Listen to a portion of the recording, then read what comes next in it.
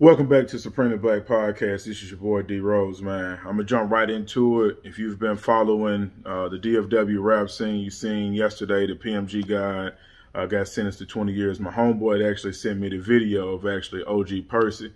So that's what we'll be talking about with that. He was kind of questioning, did he fail as a father? He had a conversation with his child's mother. He reminisced a little bit.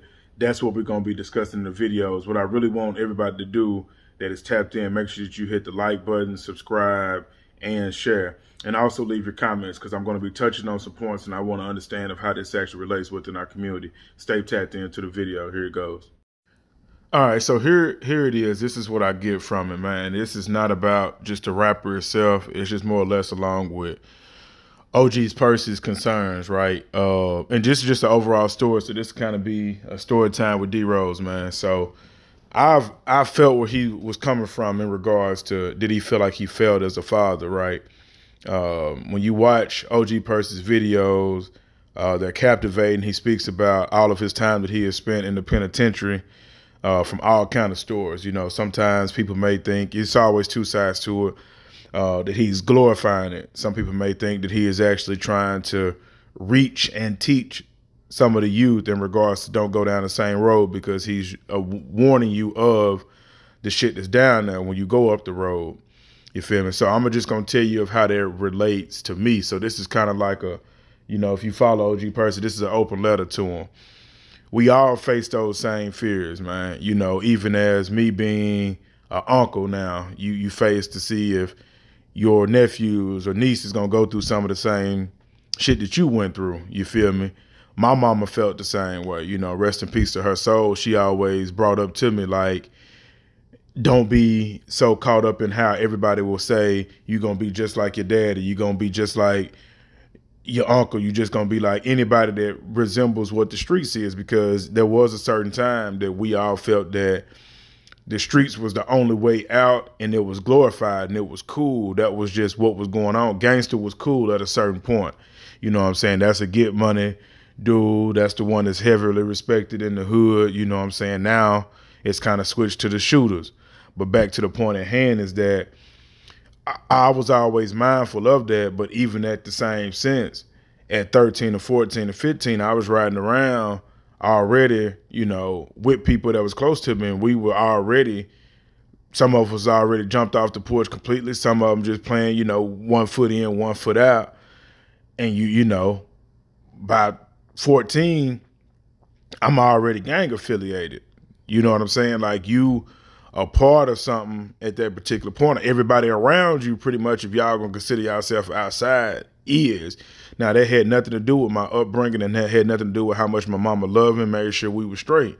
But a lot of times you're a product of your environment. Here's the truth, OG Percy, and anybody else, is that you could provide all the teaching that you want to, but I caught some out of your video that really stood out when you was talking to his mother.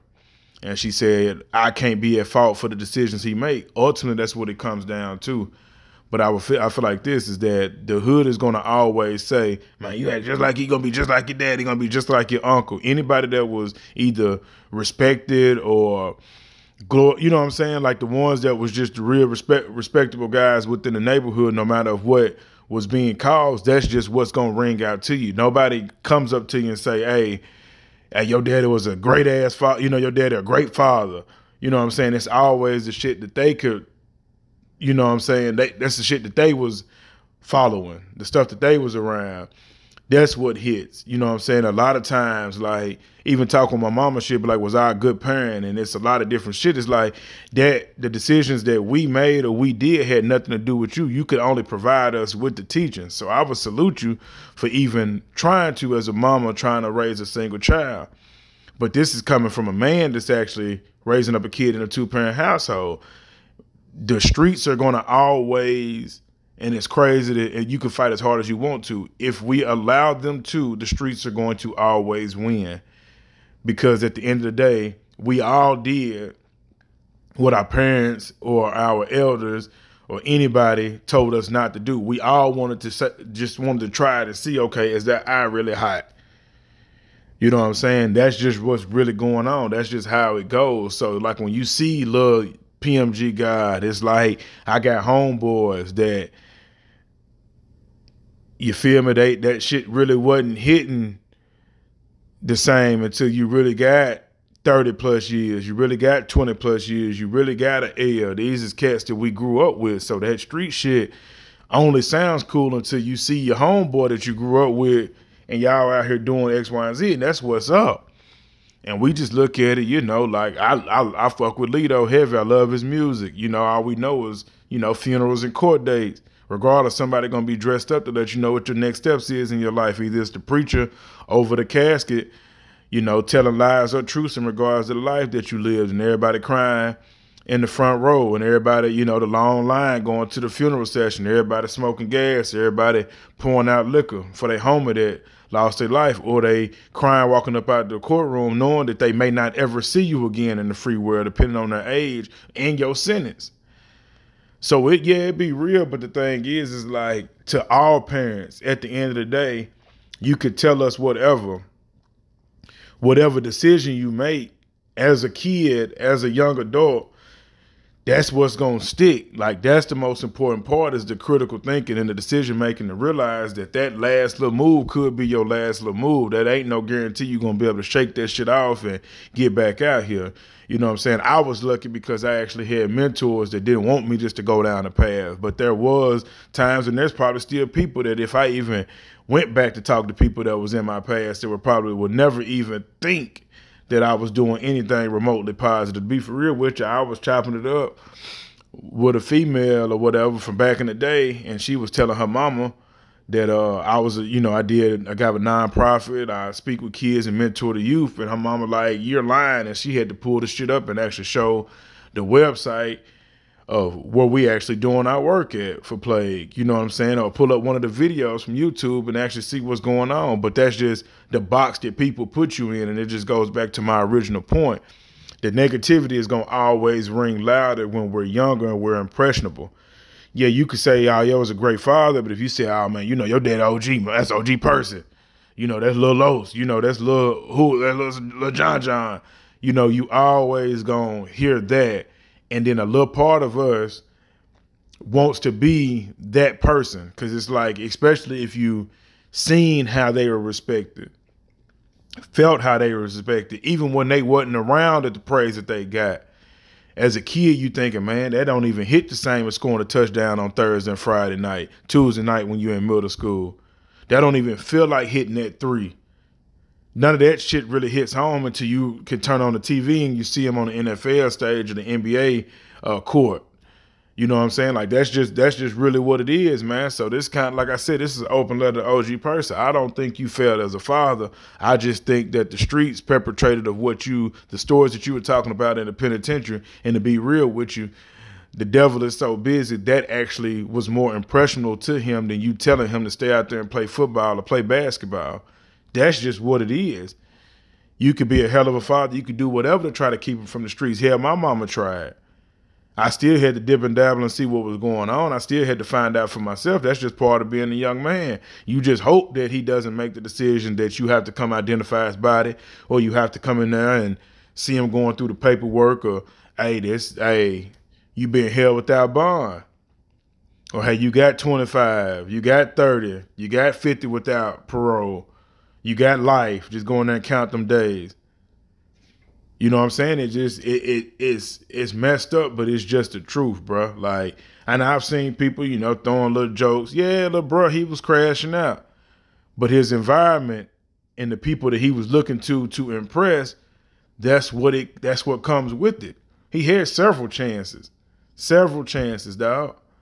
That you can't really, that's not a mama or daddy's fault when it comes to that. Yeah, you could say your upbringing, but you showed what it was. You know what you did. The only thing that can honestly be questionable, if anybody want to do it, is the prison stories.